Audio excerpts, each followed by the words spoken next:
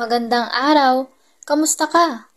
Alam kong nasasabik ka lang magkaroon ng bagong kaalaman tungkol sa nakaraan. Kaya tara na't pasukin ang mundo ng kasaysayan with Airy.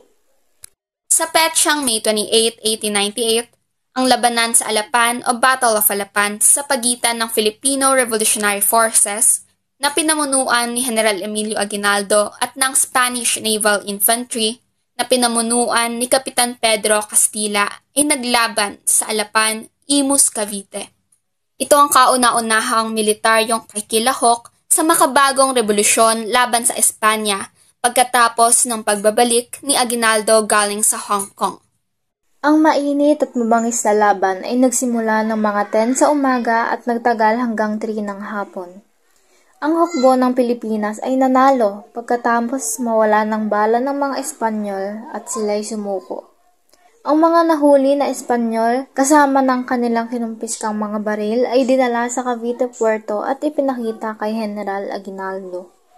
Sa selebrasyon para sa unang panalo ng hukbo ng revolusyonaryong mga Filipino, si General Aguinaldo ay naglabas ng watawat ng Pilipinas na dinala niya galing Hong Kong.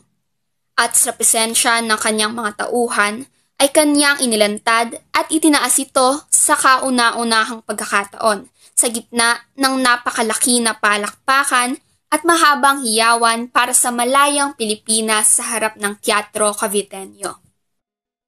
Ang pangyayari ay nasaksihan ng ilang mga opisyal at Marines na galing ng American Squadron. Nasaksihan din ito ni Felipe Buencamino na nasa panig ng Espanyol sa panahong iyon. Isang sugo ni Governor Captain General Basilio Agustin at isang preso sa kawal ng mga Pilipino. Si Buencamino ay nanatiling maging preso hanggang June 6, 1898.